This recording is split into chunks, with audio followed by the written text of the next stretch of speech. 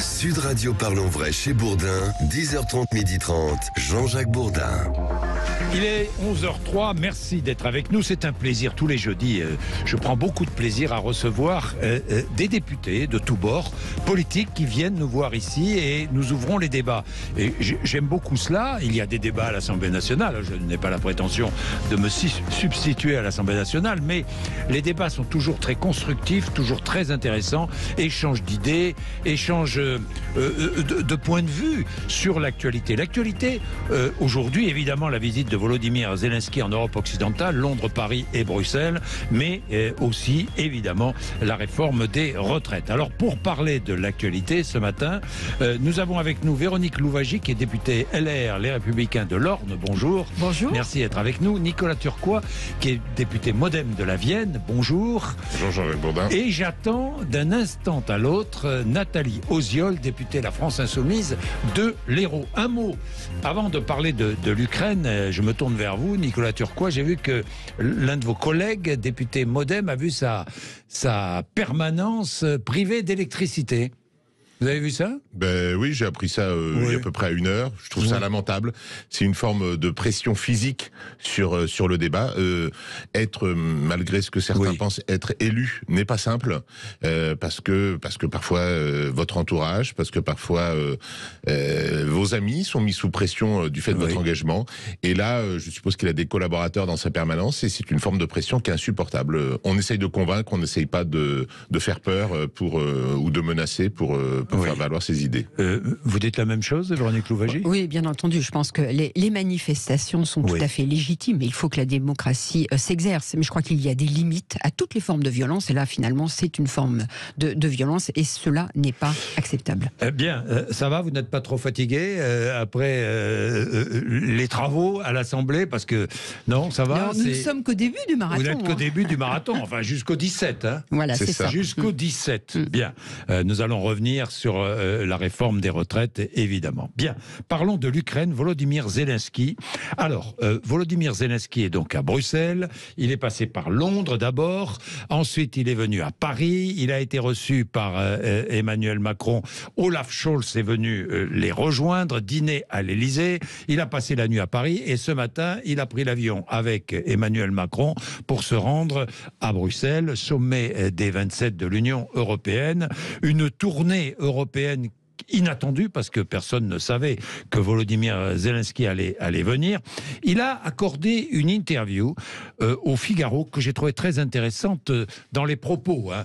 Il ne s'agit pas pour moi de dire défendons absolument ce que dit Zelensky, condamnons absolument Vladimir Poutine. Non, mais il s'agit pour moi de m'intéresser à ce que dit Volodymyr Zelensky. Qu'a-t-il dit ? Il a dit ceci: pour les Russes, la victoire, c'est s'emparer de l'Ukraine. Pour les Ukrainiens, la victoire, c'est de défendre puis de récupérer tout notre territoire, Donbass et Crimée. Donc les choses sont claires, là, Véronique Louwagie. Oui, tout à fait. Il y a 1 an maintenant, quasiment, que cette guerre a commencé. Et je crois qu'il faut faire en sorte qu'elle se termine le plus rapidement possible et qu'elle ne s'étende pas. Parce que je crois que nous avons effectivement deux sujets. Ce dont je me réjouis, en tout cas, c'est qu'il semble que l'Europe se saisisse de ce sujet.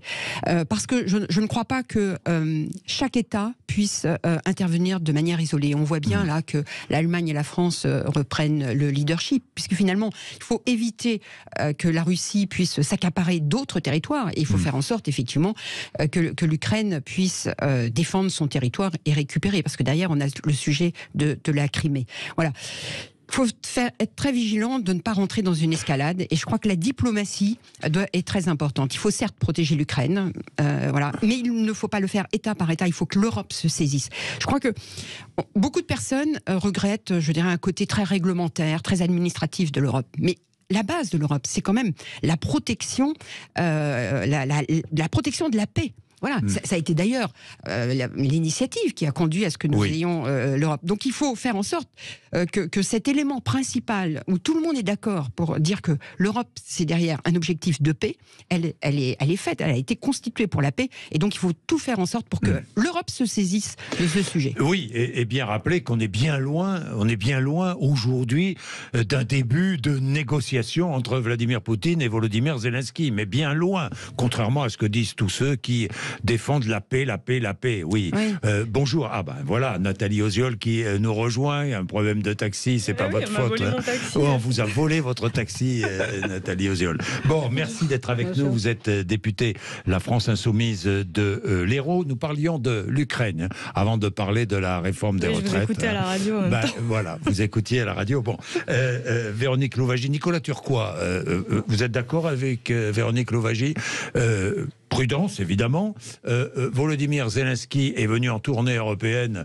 Bon, il met la pression sur les pays occidentaux. Il met la pression, il les pousse. Chars de combat, avions. C'est pas demain la veille et qu'on va livrer des avions à l'Ukraine. Tout le monde va très vite en besogne aujourd'hui. Quelle est votre analyse, Nicolas Turquois? Je crois qu'il utilise les moyens qu'il a à sa disposition, y compris l'émulation entre pays européens ou entre l'Europe et le Royaume-Uni. Il y a une forme mais à son profit, au profit du combat qu'il mène, que je trouve totalement légitime. Il peut y avoir des désaccords entre pays, mais depuis la Seconde Guerre mondiale, on ne règle pas ces désaccords par l'agression militaire, que je condamne absolument. Et donc, moi, je trouve qu'il est légitime qu'il proclame la volonté de récupérer le Donbass et la Crimée, et j'ai entendu hier soir, ce qui n'était pas le cas au tout début, le président Macron et le chancelier Scholz être sur cette ligne-là. Parce qu'au début, on avait l'impression qu'il fallait stabiliser le conflit, mais peut-être pas revenir sur les événements de 2014. Oui, mais je voudrais lire quand même encore des extraits de l'interview accordée par Volodymyr Zelensky. C'est très très intéressant. Que dit-il? Il dit « Quand les Européens nous aident, c'est aussi eux qu'ils aident ». Première déclaration. Deuxième déclaration, il nous rappelle la réalité des choses. On est prêt à sacrifier les populations d'un autre pays, mais pas les siennes. Ça, c'est un message envoyé à l'Europe. L'Europe est prête à sacrifier des Ukrainiens, mais pas des Européens de l'Union. On est bien d'accord. Il ajoute, tous les pays soutiennent l'Ukraine, mais en même temps, essaient d'éviter d'avoir à prendre de nouvelles sanctions en reculant le plus longtemps possible au moment de nous livrer des armes. Voilà ce qu'il dit aussi. Il est lucide, il est conscient que les pays occidentaux ne sont pas prêts aujourd'hui à livrer des avions. Disons-le clairement. On a dit un peu vite que les Anglais allaient livrer des avions. C'est faux. Les Anglais vont former des pilotes ukrainiens, ce qui n'est pas quand même tout à fait pareil. Qu'en pensez-vous, Nathalie Oziol? Oui, donc, encore désolé pour le retard qui est indépendant de ma volonté. Bonjour du coup. Bonjour. On comprend que Volodymyr Zelensky, là, fait part de ses revendications. Son pays est en guerre, c'est normal qu'il revendique le droit de se défendre. Je renouvelle à nouveau, à la France Insoumise, nous avons condamné, je veux dire, quelqu'un qui est comme Poutine, qui envahit un pays, est un agresseur, et donc devient par là même fautif. Donc, à partir de là, il faut tout mettre en œuvre pour faire reculer les troupes et qu'elles se retirent définitivement du sol. Qu'elles se retirent du Donbass et de Crimée. Qu'elles se retirent d'Ukraine, parce que ce sont les conditions qui permettent de se remettre autour de la table des négociations et de discuter. Du Donbass et de Crimée. Du sol ukrainien, et que l'on puisse discuter. Mais d'ailleurs, Emmanuel Macron, Joe Biden ne disent pas quelque chose de différent. Ils disent exactement la même chose. Une projection de la guerre en Russie, évidemment. Évidemment. On peut le comprendre. Oui. Il y a plusieurs choses. Sur la livraison de matériel militaire, Zelensky a fait part de ce que lui souhaitait comme aide. Il y a plusieurs choses. Il y a d'abord la disponibilité du matériel. Est-ce qu'il faut le faire? Est-ce qu'on a le temps aussi? Est-ce que les militaires ukrainiens sont formés pour cela? Et apparemment, même lui dit qu'il faudrait plusieurs mois de formation. Donc, ce n'est pas une solution dans l'immédiat, visiblement. Pour l'immédiat, il faut réfléchir à tout ce qui peut permettre d'enclencher une désescalade. La position d'Emmanuel Macron, la position de Joe Biden, c'est de pousser Poutine à s'asseoir autour d'une table et à entendre quelles sont les conditions pour une désescalade. Donc, nous avons toujours fait en sorte, je veux dire, dans ce moment-là, il faut aussi ne pas parler, il ne faut pas que ce soit la cacophonie en France. Vous avez raison, Nathalie Ozol, je comprends très bien, il faut avoir le sens des responsabilités. On est bien d'accord. Mais aujourd'hui, je ne vois pas quelles sont les conditions qui pourraient pousser Vladimir Poutine à une désescalade. Hein. Je vous le dis tout de suite. La seule condition, non, je ne sais pas ce que vous en pensez autour de la table. La seule condition pour que des négociations pas de lui donner l'idée, en tout cas, qu'il peut y avoir une contre-offensive, des frappes en profondeur dans son pays. Donc il faut armer l'Ukraine, c'est clair. Ça fait partie. Écoutez, pour résister à cette contre-offensive, pour résister à cette offensive russe. Ça peut faire partie. Bon, je ne crois pas que les puissances occidentales dites occidentales sont sur ce créneau-là. Oui. Emmanuel Macron n'a pas l'air non plus. Je pense que pour le moment, il est dans la position la plus sage, celle d'accueillir Volodymyr Zelensky, de l'entendre et de prendre en compte ses revendications pour pouvoir mettre les conditions d'une négociation. Loin, là, Emmanuel Macron est allé un peu plus loin en disant il faut que l'Ukraine gagne la guerre. C'est ce qu'il a dit. Hein. Il est allé plus loin, Véronique Louwagie. Oui, tout à fait. En quelques jours, il y a eu un changement. Ce qui est très important, je crois que la France ne peut pas être seule. Et là, on voit que la France et l'Allemagne, finalement, reprennent un peu le leadership. Ça, je crois que c'est très bien. Moi, je crois qu'il faut soutenir l'Ukraine, mais sans se retrouver dans une escalade. Je pense qu'il faut être très vigilant. Et on ne peut pas non plus laisser uniquement les Américains et les Anglais venir en soutien à l'Ukraine. Je crois qu'on a aussi une vraie responsabilité, parce que sinon l'Europe perdrait tout son sens. Mais en revanche, c'est vrai qu'il faut poursuivre tous les efforts diplomatiques pour effectivement, à un moment donné, se retrouver autour de la table. J'entendais votre propos de savoir où est-ce qu'on considère qu'on a retrouvé un équilibre. Est-ce qu'il faut aller jusqu'à, dès maintenant, mettre la Crimée, je dirais, dans le début des négociations? Je crois que comme toute négociation, on y va étape par étape. Mais de toute façon, il n'y a pas l'ébauche d'un début de négociation aujourd'hui. Hein. Vous le savez très très bien. En matière de diplomatie, il ne faut jamais abandonner. Il faut toujours être optimiste, même si nous voyons bien que les conditions sont très difficiles, parce que nous avons un tempérament très particulier au niveau de Vladimir Poutine. Mais il faut poursuivre. Enfin, sinon, ça veut dire qu'on a perdu la guerre. Mais alors, une guerre, vous savez très bien que des négociations s'engagent lors d'une guerre quand il y a déséquilibre militaire sur le terrain. C'est la raison pour laquelle il faut soutenir. Donc, est-ce qu'on accepte un déséquilibre militaire au profit de la Russie ou pas, pour ouvrir des négociations? Mais je pose la question d'une manière un peu volontaire, un peu provocatrice. Je pense qu'il y a eu un changement de paradigme. Au tout début, dans les premiers mois, on était attention de ne pas provoquer Monsieur Poutine, et donc il y avait cette volonté de on soutient, mais pas franchement. Là, j'ai l'impression on est passé dans autre chose.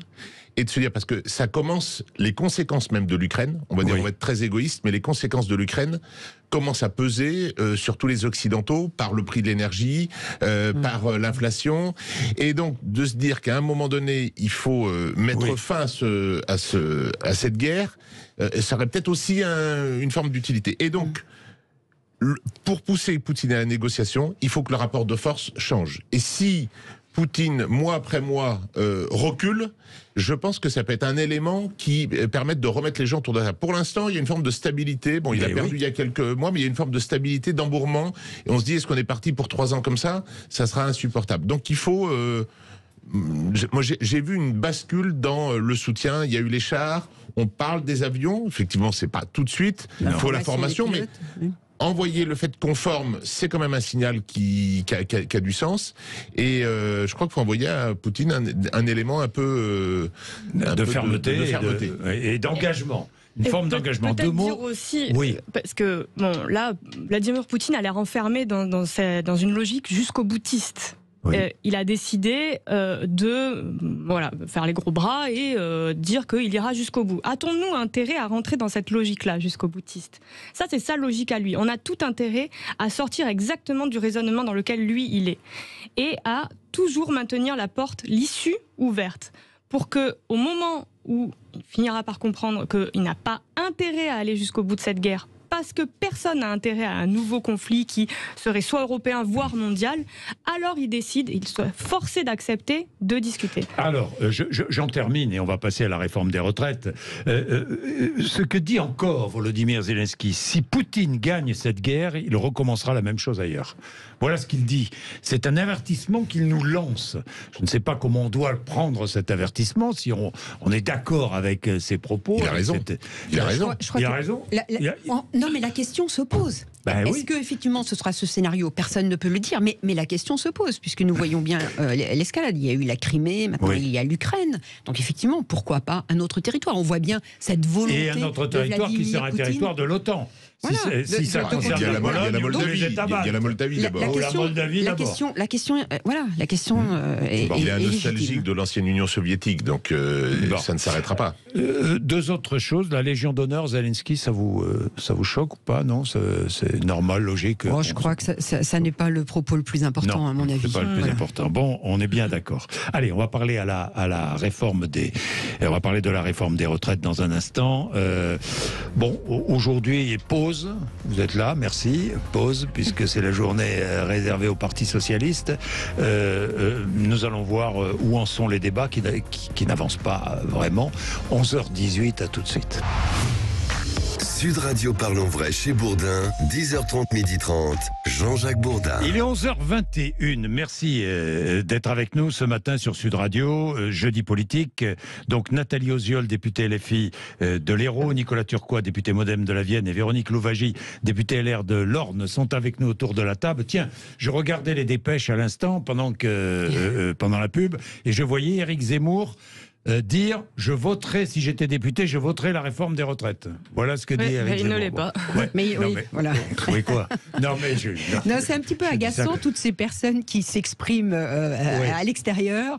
Elles avaient qu'à faire le choix de se présenter aux élections législatives et d'être élues. La légitimité, elle revient quand même aux personnes qui ont été élues par le peuple. Alors, le débat, justement, hier, ça n'avance pas. Vous en êtes toujours à l'article 1 de cette discussion, mais quoi, vous ne finirez jamais avant le 17, l'examen du projet de loi. Non, c'est peu probable. Des députés de la NUPES, c'est eux qui ont déposé 13 000 amendements. Vous voyez, vous êtes montré du doigt, Nathalie Oziol. Oui, c'est votre faute. Oui, bien sûr, mais nous ne sommes pas ceux qui avons choisi que cela se passe dans un temps restreint.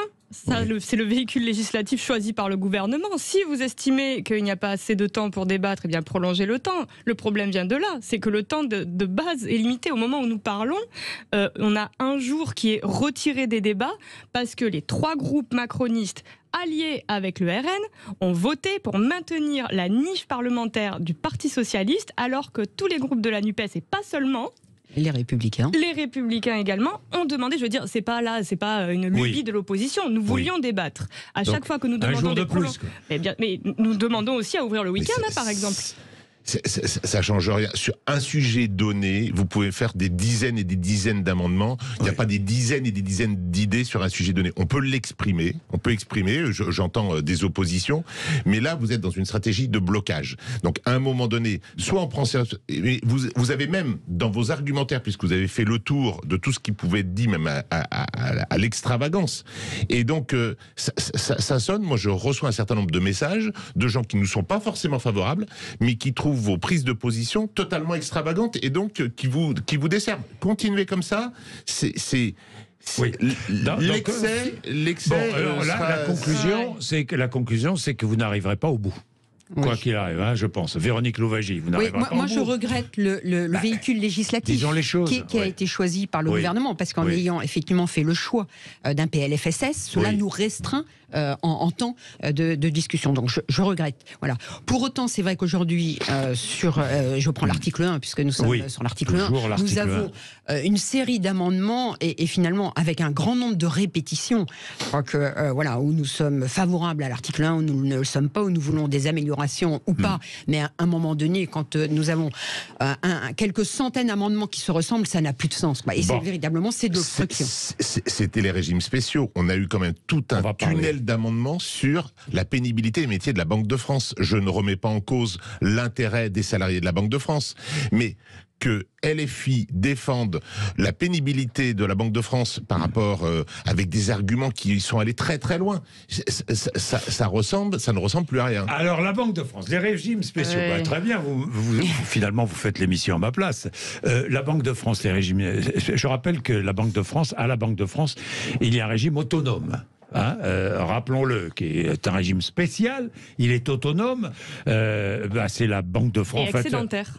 Et excédentaire. Donc c'est un très bon exemple en fait. Bon, ça prouve que finalement c'est formidable quand on est à gauche comme ça, de soutenir une inégalité. Eh bien, non, ça permet apparemment d'intéresser particulièrement le gouvernement et ses députés à la question des régimes spéciaux. Mais évidemment que nous n'avons pas parlé que de ce régime spécial-là. Non, mais on va parler des autres. Voilà. Bon, mais par exemple, alors restons sur la Banque de France. Oui. C'est un régime qui est le système de financement est excédentaire.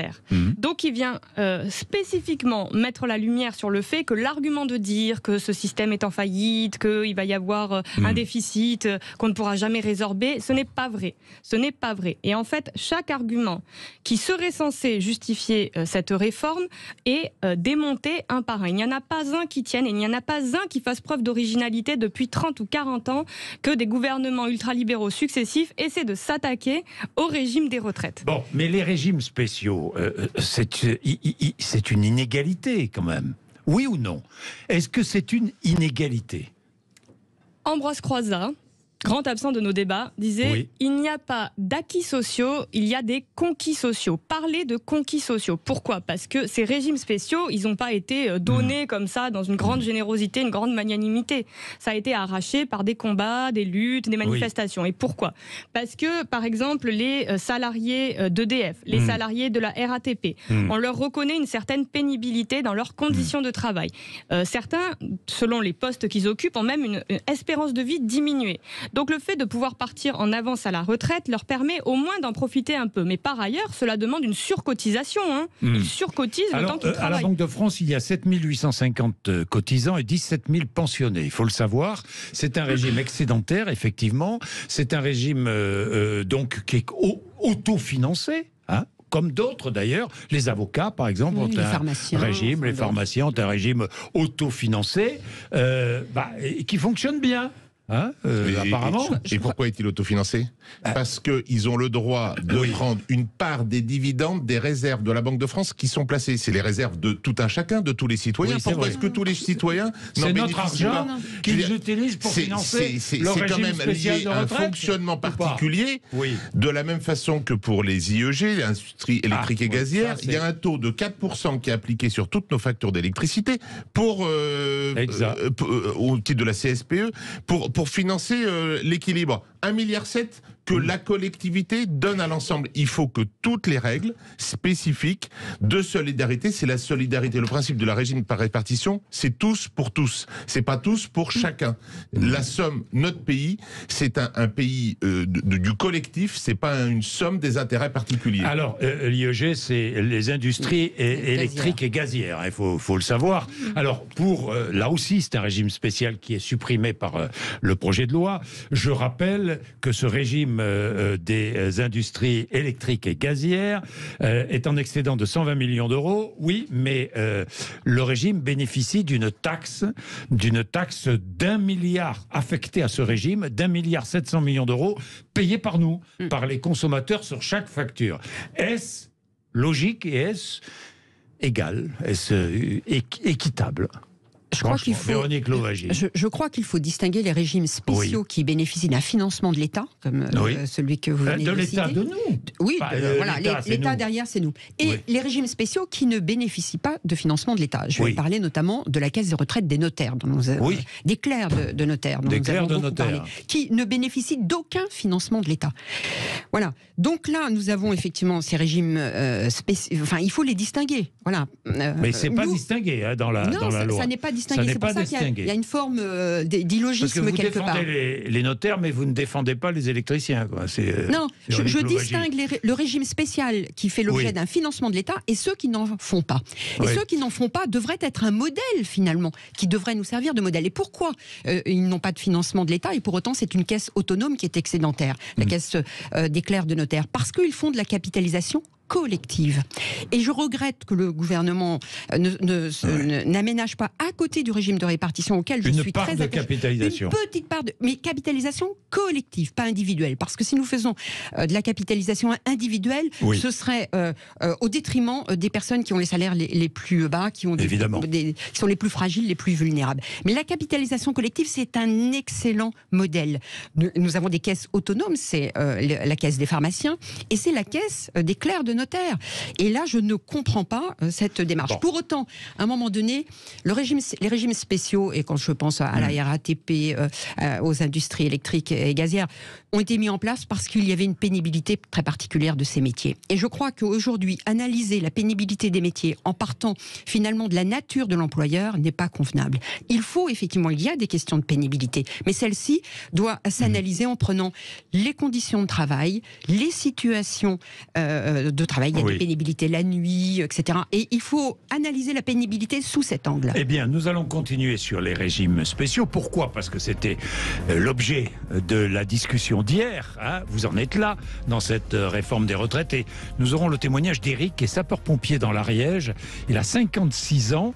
Il bénéficie d'un régime spécial qui lui permet de partir à la retraite à 57 ans.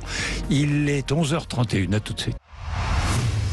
Sud Radio Parlons Vrai chez Bourdin, 10h30, 12h30, Jean-Jacques Bourdin. Bien, nous poursuivons notre discussion. Nathalie Oziol, députée LFI de l'Hérault, est avec nous. Nicolas Turquois, député MoDem de la Vienne. Et Véronique Louwagie, députée LR de l'Orne. Éric est là. Éric est dans l'Ariège. Bonjour, Éric. Bonjour Jean-Jacques, bonjour à vos invités. Vous êtes sapeur-pompier, vous avez 56 ans. Oui, c'est ça. Régime spécial pour vous, hein, Éric ? Alors, je ne sais pas ce que vous appelez un régime spécial. Allez-y.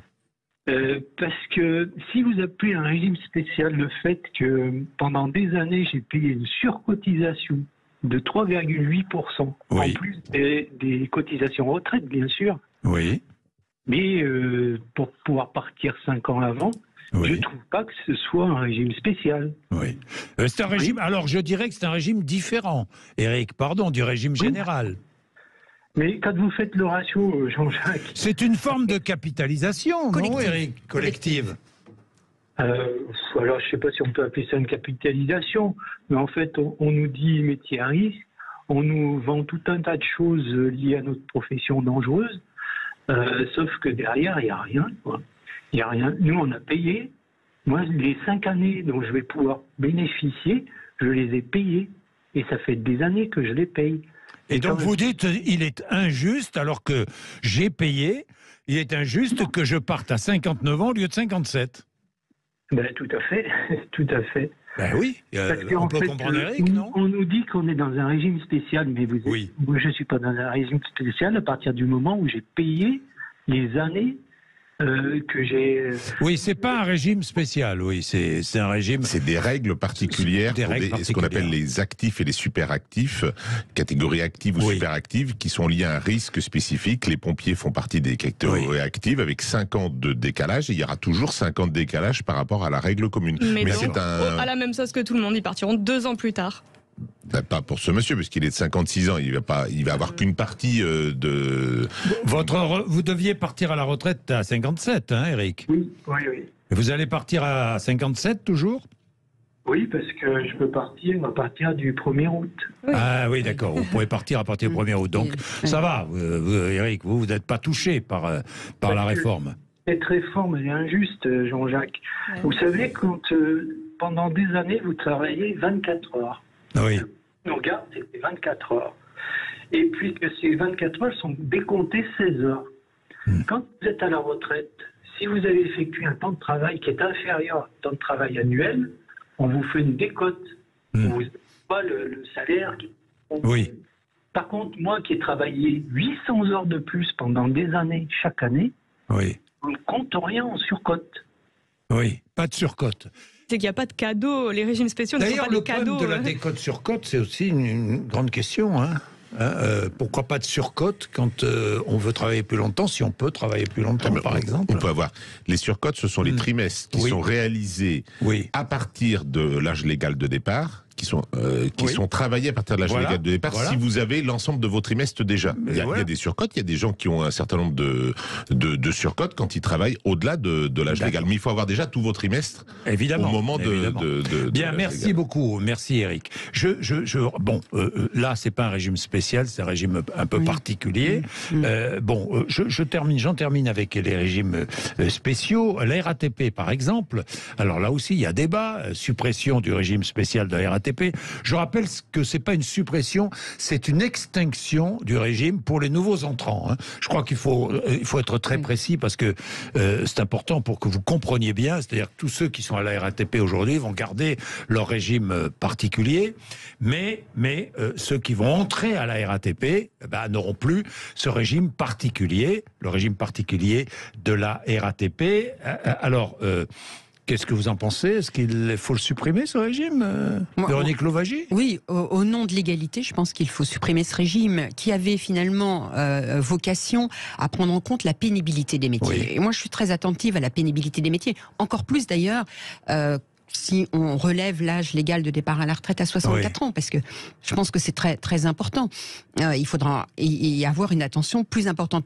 Mais la pénibilité, on doit l'apprécier non pas en partant de la situation juridique, finalement, de l'employeur. Il faut la prendre en compte en fonction des conditions de travail, les travails la nuit, les travails dans le froid, etc. Et la pénibilité doit être appréciée pour tous les métiers. Donc il faut remettre à plat cette question.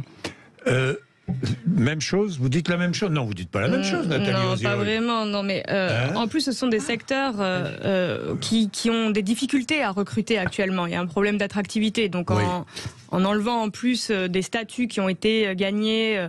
Comme disait ce monsieur, ce ne sont pas des cadeaux. Alors, bon, je ne sais pas dans quoi on va, mais ce que les gens ont très bien compris. Mais il y a quand même une injustice. C'est ce que défend la majorité, une injustice. Quand on est conducteur de bus à Rennes, on n'a pas les mêmes avantages que quand on est conducteur de bus à Paris. Oui, non, mais bon. C'est vrai ou c'est vrai? C'est pas. En tout cas, partout on retrouve les mêmes. Ou à Montpellier. Partout on retrouve les mêmes difficultés. Difficultés de recrutement, des arrêts maladie. Liés à des postures qui vont casser le dos, etc. Et ce que les gens ont très bien compris là, c'est que sous prétexte de mettre tout le monde au même niveau, on pourrait se dire mais voilà, ça c'est l'équité, tout le monde part au même moment, etc. Bon, le monsieur qu'on a entendu a expliqué dans quel type de conditions on travaille. C'est ce gouvernement qui a en 2017 supprimé 4 critères de pénibilité. C'est ce gouvernement-là. Donc sous prétexte d'équité, ce qui est appliqué, c'est que tout le monde partira équitablement 2 ans plus tard à la retraite, devra cotiser 2 ans de plus et prendra donc le risque de ne peut-être pas toucher sa retraite d'ailleurs, puisque, je le rappelle, un quart des personnes les plus pauvres, des hommes les plus pauvres sont déjà morts à 62 ans. C'est l'INSEE qui le dit. Donc la revendication actuellement, c'est pas de partir plus tard. Les gens qui manifestent par millions dans la rue, on en était à la 3e journée d'appel syndical, 4e mobilisation. Samedi, il y en aura une jeudi prochain, je le rappelle. Et dans ces manifestations, il y a aussi des salariés de la RATP, il y a aussi des salariés des industries électriques et gazières. Et ces gens-là, ils revendiquent non seulement qu'on ne touche pas à leur retraite, qu'on fasse attention à la pénibilité de leur travail, mais en plus de ça, vous savez, ils ont des grandes pancartes qui revendiquent qu'on revienne à un service public, parce qu'ils font directement le lien entre la casse progressive des services publics qu'il y a eu, la casse méthodique, et ce qu'on est en train de préparer, ce que le gouvernement est en train de préparer. Nicolas Turquois, évidemment, vous n'êtes pas d'accord. D'abord, je suis pas d'accord en termes d'attractivité.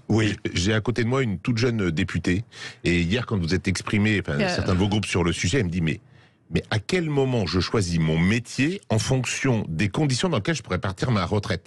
Les jeunes d'aujourd'hui, le problème d'attractivité, il est dans toutes les entreprises. Parce qu'on a un taux de chômage qui est beaucoup plus bas qu'il y a 4 ou 5 ans. Donc c'est une vraie question à voir, comment on rend nos métiers plus attractifs. Mais c'est pas la question du départ en retraite qui fera le sujet. Premier sujet. Deuxième sujet, les questions de pénibilité, mais elles sont fondamentales. C'est ce que me disent les gens. C'est pas tant les 64 ans qui leur posent problème. Ils me disent il y a certains métiers pour lesquels ça sera pas possible. Mais indépendamment de la RATP ou pas, c'est peut-être la cantinière, c'est peut-être l'aide-soignante, c'est peut-être les personnes qui travaillent et qui remplissent les rayons de nos magasins. Comment on prend en compte cette pénibilité et comment on fait que les gens n'arrivent pas usés. Est-ce qu'on peut avoir un autre rapport au travail plutôt que cette vision du travail que vous présentez comme quoi le travail serait un travail qui asservirait. Et le travail peut aussi permettre de se réaliser. Et il y a des métiers qui sont plus difficiles que d'autres. Allez expliquer ça aux 3 millions de personnes qui manifestent. On peut éviter que des gens arrivent épuisés, fatigués au moment de leur retraite? Eh bien, c'est en permettant des reconversions en cours de carrière. On va prendre Guy, qui est en Seine-et-Marne. Bonjour Guy. Oui, bonjour. Bonjour, qu'est-ce que vous vouliez dire à propos de cette réforme? La réforme, tout est conditionné. On a dans la vie un fil d'Ariane qui nous mène à tout. Oui. Ce fil d'Ariane, si on arrive à démarrer la pelote, tout va se faire en même temps et tranquillement. À savoir que pour moi, il faut revenir sur tous les avantages acquis, de quelque sorte qu'ils soient, pour en créer d'autres qui soient adaptables et qui soient compatibles avec la société dans laquelle on vit maintenant et qui sont évolutifs. C'est-à-dire que dans 10 ans ou 15 ans, ni vous ni moi, personne ne sait comment va évoluer la société. Donc il faut qu'on puisse la remettre en jeu dans des conditions normales et sereines. Donc pour ça, il faut qu'il y ait des partenaires et le gouvernement qui soient enclins à négocier. Oui, c'est pas le cas aujourd'hui. Hein. C'est pas le cas aujourd'hui. Ensuite, il y a beaucoup de sémantique dans tout ça. Oui, ça c'est vrai. Je pense qu'il faut revenir à un discours comme dans les entreprises. Je reviens toujours aux entreprises. Quand on traite un marché, nous avons toujours des conditions générales et des conditions particulières. Il faut qu'on mette en avant les conditions particulières pour certaines catégories de travail, pour certaines catégories d'ouvriers. Oui. Mais pour cela, il faut revenir et arrêter de parler des régimes spéciaux. Personne ne veut des régimes spéciaux. Donc la langue française est suffisamment riche pour adapter et pour faire évoluer. Je dirais alors régime particulier. Régime particulier, à la place du régime spécial. Oui, régime particulier, oui. C'est de la sémantique, effectivement. Mais Guy, je comprends très bien votre c'est vrai qu'il y avait la possibilité de tout remettre à plat. Mais tout le monde défend la retraite par répartition. Maintenant. La retraite par répartition, il faut faire le point avec des gens qui veulent faire les choses. Alors, retraite par répartition, ça veut dire des cotisants qui cotisent pour des retraités. Voilà. Exactement, mais c'est pas compliqué. On en revient à la discussion de l'autre jour. Il faut donner aux jeunes le goût d'avoir envie de travailler et de leur dire que le travail, c'est la liberté. C'est la liberté. Merci Guy. Le travail, c'est la liberté. Oui. C'est la liberté. Est-ce que c'est la liberté? Ils sont bien vos auditeurs. Ça dépend dans quelles conditions. Aller dire aux aides-soignants mais le travail c'est la liberté, quand on leur a demandé de travailler dans des conditions quand même tellement difficiles pendant la période Covid. Aller dire aux profs qu'on n'arrive même plus à recruter d'ailleurs, le travail c'est la liberté devant des classes qui atteignent parfois plus de 35 élèves en lycée. Aller dire à des éboueurs, à des caristes, le travail c'est la liberté quand ils arrivent à 40 ans, parfois 39 ans avec le dos cassé. Aller dire à des gens qui mettent en rayon, qui n'a pas plus utiliser leur poignet, le travail c'est la liberté. J'attends vraiment comment on peut justifier ça à des personnes qui le travail c'est la liberté à condition qu'on soit bien payé? Par exemple, ça fait partie des conditions, mais les conditions de travail, c'est aussi comment on aménage le travail. Il va falloir autre chose que dire les exosquelettes réussissent à faciliter la tâche pour tout le monde. C'est une stupidité, mais enfin bon. On n'en est pas à une près. Oui, mais je vais pas revenir sur le travail. On a fait le débat. On va parler des AESH aussi. On est autour. Véronique Louwagie. Je crois que le travail, il y a 2 points importants. C'est la dignité dans le travail et effectivement une bonne rémunération. Et la question essentielle, effectivement, elle revient sur la pénibilité. Des retraites, c'est ça le fond du problème, c'est aussi le pouvoir d'achat et c'est aussi le montant des salaires. Oui, tout à fait. Les revendications, elles sont là aussi. Oui. On les entend dans la rue d'ailleurs. Oui, mais les personnes, si nous relevons l'âge légal de départ à la retraite, la question de la dignité est essentielle. Et la question de la pénibilité revient au centre de ces débats. Et finalement, la pénibilité, c'est facile à écrire dans les textes, mais à mettre en œuvre, c'est très difficile parce que vous prenez 2 personnes personnes, elles n'auront pas la même relation avec leurs conditions de travail. Une pourra très bien supporter des conditions climatiques difficiles et une autre moins. Donc c'est très difficile à écrire. Mais au demeurant, il faut faire ce travail qui n'est pas allé assez loin. Et notamment, je pense à toutes les personnes qui sont dans le domaine de la santé, où on n'est pas allé assez loin sur toutes ces questions. Bien. Alors maintenant, que va devenir cette... alors, la rue... On verra bien la mobilisation de samedi. Tout va se jouer samedi ou pas, Nathalie Oziol ? Il est clair qu'à chaque mobilisation, on entre dans une nouvelle étape du rapport de force. Pour le moment, ça ne désemplit pas, même à chaque journée de mobilisation. Sauf mardi, c'était un peu moins. Parce qu'il y a la journée de samedi. C'est la première fois que les syndicats appellent à une journée hors temps de travail. Donc cela peut changer la donne aussi. En tout cas, Emmanuel Macron et son gouvernement seraient bien avisés de revenir un peu à la raison, d'arrêter de s'obstiner, de bloquer et de bordéliser le pays. Bon, bordéliser le pays, nous allons revenir sur cette formule. Il est 11h48, à tout de suite. Sud Radio Parlons Vrai chez Bourdin, 10h30, 12h30, Jean-Jacques Bourdin. Allez, nous terminons. Nathalie Oziol, Véronique Louwagie et Nicolas Turquois qui sont donc avec nous. Alors, samedi, rendez-vous très important. Dites-vous, mais imaginons que, rendez-vous très important, jeudi encore très grosse manifestation, le texte, finalement, est adopté. Vous faites quoi ? On lâche pas, je crois. Mais non, mais vous lâchez pas, d'accord, mais... Bien, c'est clair que, visiblement, ce gouvernement a décidé d'entrer dans un rapport de force violent, brutal, avec la population, avec la majorité de la population. Quand on a 3 millions de personnes qui déferlent dans les rues, normalement on se dit que on a fait une erreur, quoi. On a fait une erreur et qu'on a persuadé. D'ailleurs, à chaque fois que ce gouvernement explique qu'on va faire de la pédagogie, on va expliquer en quoi cette réforme est bien. Le coup d'après, il y a 1 million de personnes de plus dans la rue. Donc, 1 million de personnes de plus, oui. Enfin, on est passé de 2 millions. Peu importe. Il y avait beaucoup de monde. Personne ne peut dire en tout cas que c'était vide dans les rues. Il y avait beaucoup de monde. Oui, et donc à chaque mobilisation, pour le moment, en tout cas, ça ne faiblit pas, voire ça augmente. Donc, il serait temps quand même maintenant de revenir à la raison, de se dire que si les gens expliquent qu'ils ne veulent pas, voire qu'ils ne peuvent pas travailler 2 ans de plus, c'est qu'ils ne veulent pas et qu'ils ne peuvent pas, tout simplement. Donc il faut retirer, vous êtes toujours, le gouvernement doit retirer son projet de loi. 80% des gens qui ne veulent pas de cette réforme-là, quoi. 66%, dernier sondage d'hier, sondage ELAB, d'opposition à la réforme. Oh, oui, 66%, ça reste une large majorité, oui, 66, 70. Ah non, mais je voudrais, moi je suis sur l'exactitude des chiffres. Enfin, c'est un sondage. Et 68% veulent une réforme des retraites, mais à 60 ans. C'est ce que propose la NUPES. Bon. Nicolas Turquois. Le gouvernement va tenir bon, j'imagine. Je pense que c'est important de rappeler l'intérêt d'un régime par répartition. Ça a du sens que les actifs d'aujourd'hui payent pour les pensionnés d'aujourd'hui. Regardez ce qui se faisait au début du XXe siècle. C'était... les jeunes payaient pour leurs parents ou assumaient la subsistance de leurs parents. Là, on a décidé de le collectiviser. Ça a beaucoup de sens que l'ensemble des jeunes, des actifs, payent pour les retraités et qu'on maintienne un niveau de vie qui soit...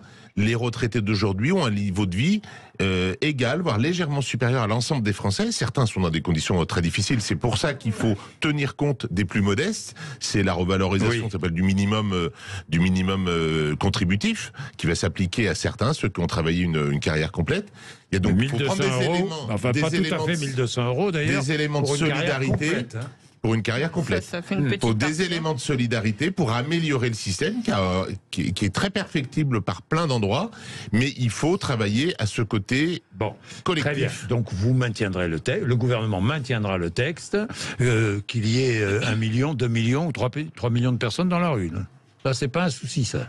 Il faut d'abord les chiffres qui ont été évoqués par ma collègue. On peut en parler. Il y avait beaucoup de monde. Combien il vous en faut dans la rue? Vous ne pouvez pas nier qu'il y avait beaucoup de monde. Il y avait du monde. En termes d'interpellation du député que je suis par rapport à d'autres combats politiques sur le terrain. On m'en parle. On parle beaucoup de la question de la pénibilité. Ça c'est clair dans l'esprit. Il y a des métiers qu'on peut pas faire jusqu'au bout. Mais le rapport au travail, est-ce qu'on pourrait pas changer le rapport au travail? Est-ce qu'on pourrait pas faciliter les départs progressifs? Est-ce qu'on pourrait pas travailler sur la qualité plutôt que d'avoir des gens usés au bout? Il y a des éléments qualitatifs qu'il faut porter dans cette réforme. Mais on ne change pas le fond. Quand même fort de café, ça. Véronique Louwagie, vous allez voter cette réforme? Écoutez, il y a un temps pour tout. Il y a eu un temps de discussion finalement avant l'examen de ces textes, et maintenant il y a le temps de l'examen. Je rappellerai que nous avons obtenu du côté des Républicains, avant que le projet de loi ne soit présenté au Conseil des ministres, le fait que le président de la République renonce au relèvement de l'âge légal de 65 ans en 2027. Après la présentation du projet de loi au Conseil des ministres, nous avons obtenu que les 1 200 € soient accordés aux retraités actuels. Vous avez obtenu les carrières longues, voilà 43 ans à partir de l'âge de 20 ans. Je crois que dire aujourd'hui si nous allons voter ou non le texte reviendrait à ne pas donner de poids à tous les amendements. Donc vous ne savez pas encore. Voilà, nous avons encore un certain nombre de propositions, notamment celles... puisque nous avons entendu... Pardon, mais hier, Éric Ciotti était à votre place, disait nous voterons le texte. Hein. Oui. Donc lui, il est président de votre parti quand même. Oui, non tout à fait. Mais nous avons une proposition encore très forte qui...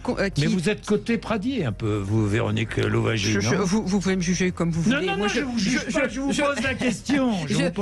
Je voterai en mon âme et conscience, et je crois savoir comment je vais voter, mais je crois qu'il y a encore quelques points sur lesquels nous voulons avancer, notamment le fait que les personnes qui commencent à travailler avant 18 ans aujourd'hui devraient faire une carrière de 44 ans. Donc ça ne me paraît pas juste. La Première ministre est revenue sur les personnes... Un trimestre de cotisation, ça coûte 10 milliards. Hein. Non, c'est pas ça. Je demande à ce que toutes les personnes qui aient commencé à travailler avant 18 ans, mais est validée avec la définition des carrières longues telle qu'elle existe, est validée 5 trimestres, puissent ne pas travailler plus de 43 ans. Donc ça, c'est pas le chiffre que vous avez. Je sais pas, parce que hier, votre président disait Aurélien Pradier votera la réforme. Voilà ce qu'il disait publiquement. Il a dit au micro hier. Oui, j'ai discuté encore à la place de Nathalie Oziol. Oui, j'ai discuté encore avec Aurélien Pradier il y a quelques jours. Je crois qu'on a tous la volonté. Oui, tout à fait. On a tous la volonté d'aboutir parce qu'on est très attaché au régime de retraite par répartition. Donc vous voterez. Volonté d'aboutir, ça veut dire que vous voterez. Il y aura un moment pour le vote.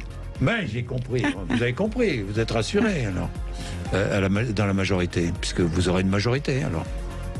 Il faut continuer ce travail. Il n'y a rien d'acquis. Il faut faire le débat parlementaire. Elle a raison, Véronique. Merci. Et ne pas. Là, on passe des heures et des heures à discuter d'amendements qui se ressemblent, voire qui sont identiques, alors qu'il y a des éléments fondamentaux qu'il faut discuter sur la pénibilité, sur la situation de certains retraités déjà en place qui sont les plus mal rémunérés en termes de pension. Il y a des éléments. Il faut travailler sur le fond et pas sur l'écume des choses. Merci à tous les trois d'être venus nous voir. Nous aurons l'occasion de reprendre ces discussions sur la réforme des retraites. Évidemment, c'est loin d'être terminé. Oui, allez-y. Donc en plus de la mobilisation ce samedi, il y aura une mobilisation, donc vous savez le jeudi 16, c'est les syndicats qui appellent. Il y a également un meeting à Montpellier en présence de Jean-Luc Mélenchon avec les 3 députés héroltés le 16 février au Quorum de Montpellier. Le 16, le jour de la manifestation. Exactement, ça fait une belle journée. Bien, il est 11h58, merci d'être avec nous. Nous allons parler de Daesh juste après 12h05. Pourquoi Daesh ? Parce que le chercheur franco-irakien Adel Bakawan travaille sur ces questions depuis très longtemps et nous met en garde. Le réveil de l'organisation terroriste au Moyen-Orient menace aussi l'Occident. Il est 11h58.